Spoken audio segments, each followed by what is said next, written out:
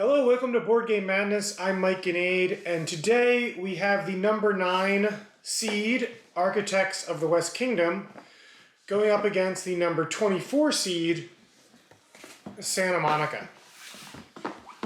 So this is our matchup today. Just to give you a quick overview of each game if you've never played it before, Architects of the West Kingdom is the first in the West Kingdom series of games from Garphill Games. It is a worker placement game. And the big thing about this particular game, the big mechanism in this game is that as you place your workers on certain locations to collect lumber, for example, each worker you have there nets you more and more lumber. So the more you go to one space, the more efficient your workers become until they're so effective that other players will put them in jail and things like that.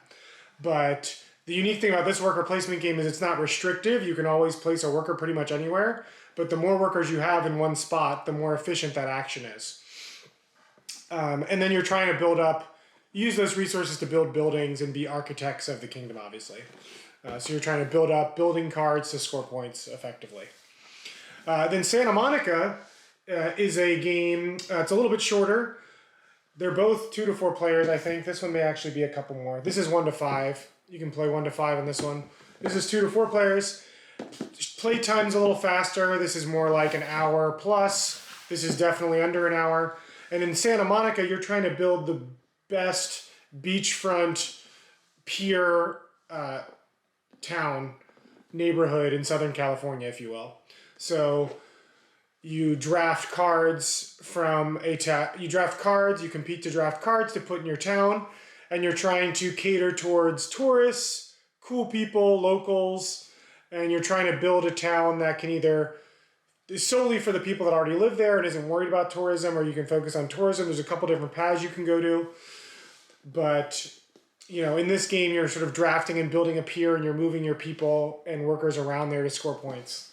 It's a neat little game as well. So that's Santa Monica. Now, first things first, our first round in our head-to-head matchup is always production level. And in this particular example, we actually have a lot of the same components in each of these games. In Architects of the West Kingdom, you have a board that you'll fold out and place in front of you. So you've got like your standard board. It has the artwork. If you're familiar with Garphill Games and sort of not only this series, but the other series they do, they have the same artists do a lot of their stuff. So the art is consistent. Both games have cards. So in Architects of the West Kingdom, you'll be getting like townspeople to put in your tableau to engine build. These are some of the buildings you can build. These are more like your end game scoring, things that you're working to build and spend materials on. And then obviously it's a worker placement game, so it comes with, you know, workers in different colors. It has wooden resources. It's got like glass. I think this is rock, brick, square cubes. Here's some wood in this bag. Some cardboard coins.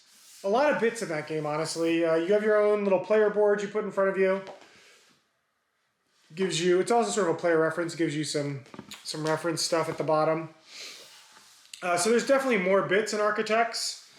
Santa Monica doesn't have a board, but you do have a cardboard starting tile that you put out in front of yourself. And you set this tile out, and then you're going to draw cards. These are the cards you draft, and you obviously put them in your town and on your pier. And then you have some wooden sand dollars. You've got the tourist meeples that walk around that you draw and move. Here are the locals. I think the locals are the sun thing. So very similar bits across both these games. You know, wooden pieces and cardboard. I think it really comes down to, and the price point, you know, Architects has a lot more bits, but it's a little more expensive, so any extra wooden pieces and cards you get with this one are offset by Santa Monica's cheaper price. I mean, production, there's not a standout here. It's very close. I think both games do a really great job giving you what you need. From a production standpoint, sort of an art standpoint, I really love the look of Santa Monica and find the artwork and cards very unique. A sort of unique graphic design sort of art style that's unique compared to other games, which is what drew me to it initially. I mean, obviously both these games are some of the top games in my collection. That's why they're in this tournament. So that was the big draw for me, was actually this art aesthetic in Santa Monica. So that is a very strong point for it, but with it being as close as it is, I think, I don't know if I could pick which production is really better.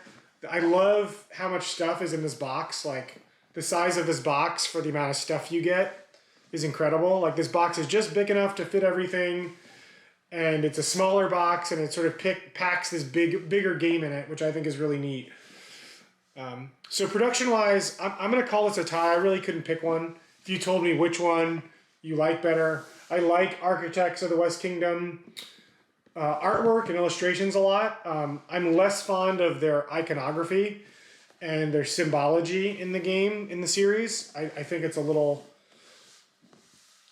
it's not my favorite. That's the weakest part of their production, in my opinion. Santa Monica, love the art, but there's less bits. It's a less complicated game. So I guess if I was leaning one way, I would pick Santa Monica, but I think for the purposes of this head-to-head, we'll leave it a tie.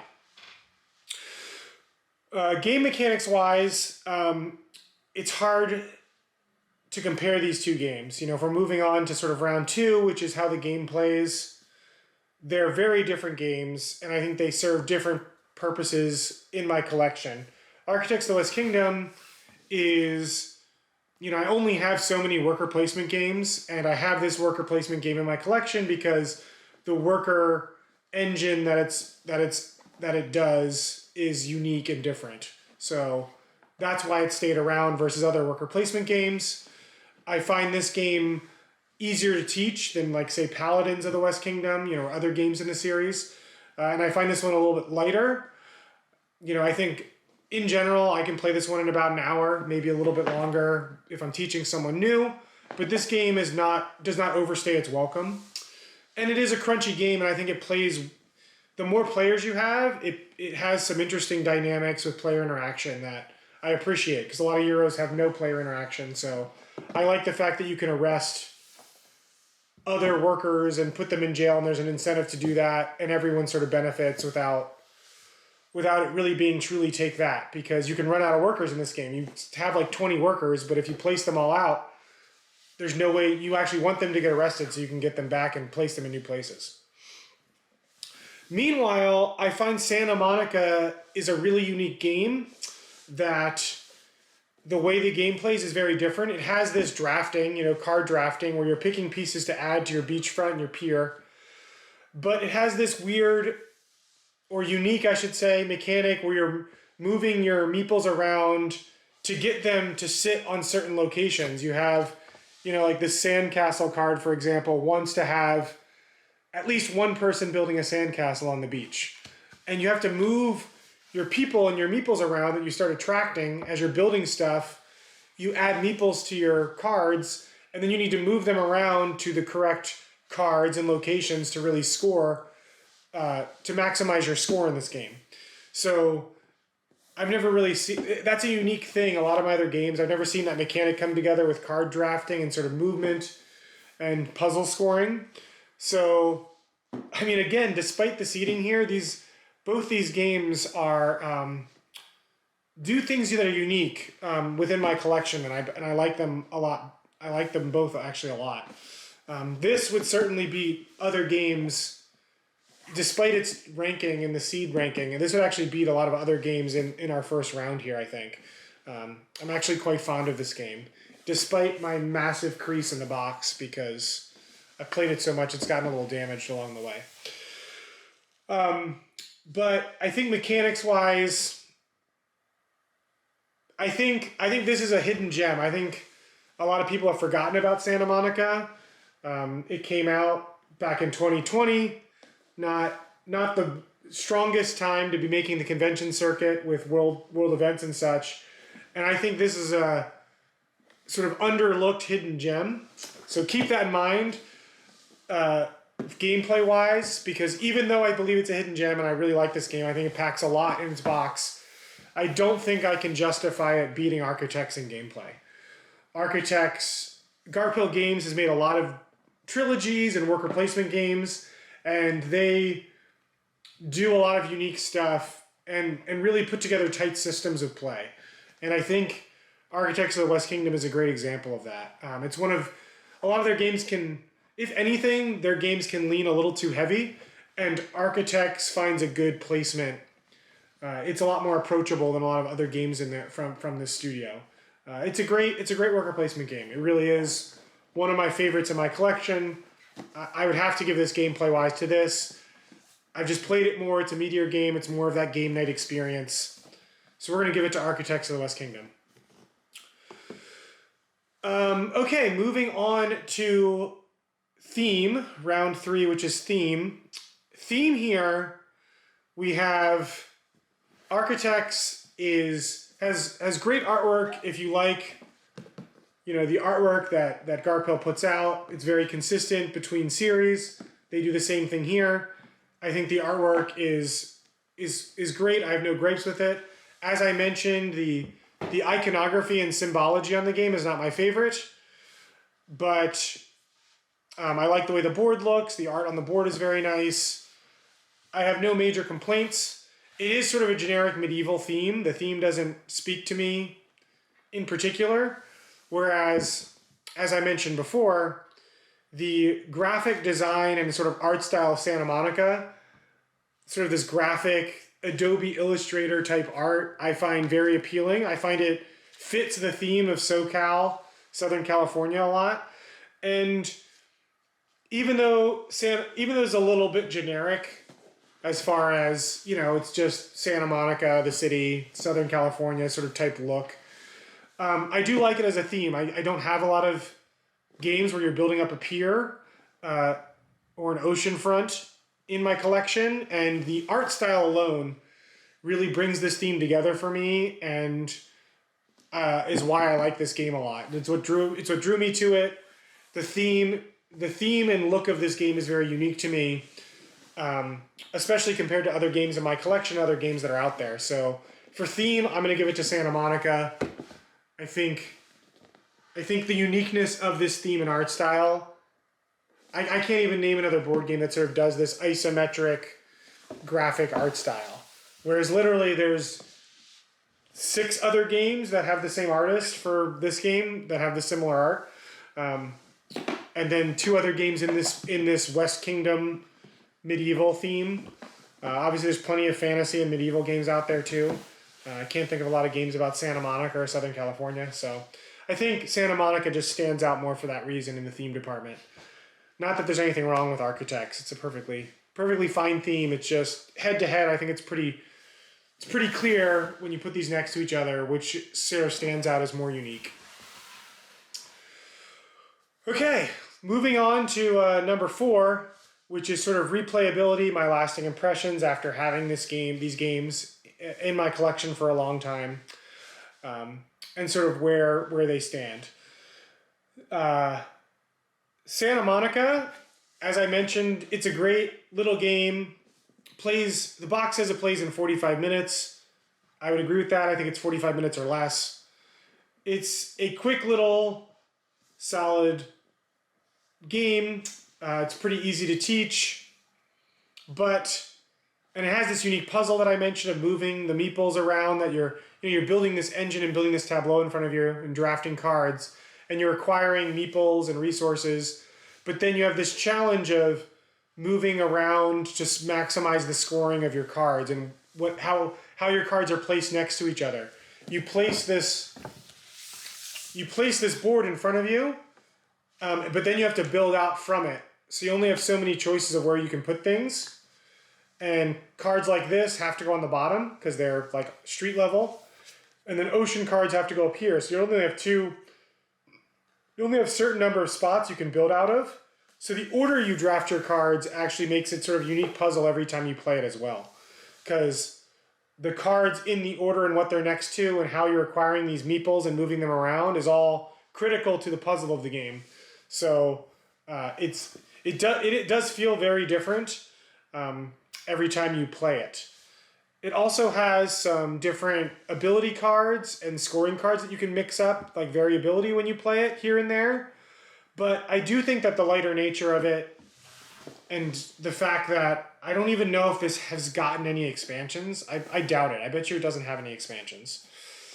But the fact that it is a sort of lighter game, I think if you're more of a hobby gamer or play a lot of games like I do, when I played this game here and there a lot over the years, but it's not one that I've taken out recently. I've had it since 2020, but I don't think I've even played it or thought about it in the past year. So now that I'm looking at it, I do remember it fondly, but it's overlooked and forgotten about as one of the games to pull out and play on a game night. Whereas Architects of the West Kingdom, I would consider sort of a pillar of my collection as far as this is an example of worker placement that I would bring out to introduce people to worker placement games and how worker placement games can change and be slightly different. This is sort of a pillar of my collection in that way. And as far as replayability goes it's a deeper game. I've gotten a lot out of this box, just as much as Santa Monica, and played it just as much out of the box as that one. And I know for a fact this game has several expansions. A lot of people have encouraged me to get them for it since I'm a fan of the game. I just haven't gotten around to it yet because I'm still enjoying so much out of the box here. I haven't even felt the need for an expansion. So replayability-wise and sort of lasting impressions, when I look at these two games, if I had to pick a game that has to stay in my collection, it's got to be Architects. And for that reason, Architects is going to move on and win this matchup of Board Game Madness for me. I think, it's got a pretty high seed anyway, and I think it is a very solid game. Again, it's sort of a pillar of my collection and a great example I break out to teach people the finer points of sort of hobby gaming. So Architects of the West Kingdom is going to move on and win, but Santa Monica is a great game. If you haven't heard of it, definitely check out other videos of playthroughs. I think this one went under the radar a lot. I'd love to send it through, but it just can't beat Architects in a head-to-head matchup. So Architects is the winner here. All right, that does it for this matchup of Board Game Madness. Thanks so much for watching. As always, please subscribe, like, and comment on the video. It helps us a lot, helps us get out there and get something out of producing all this content. And obviously, we appreciate your feedback and letting us know what we got right or wrong in this personal tournament of champions here, Board Game Champions. So please like and subscribe and let us know what you think below. And that's it for now. We'll see you again with another matchup tomorrow. Thanks for watching.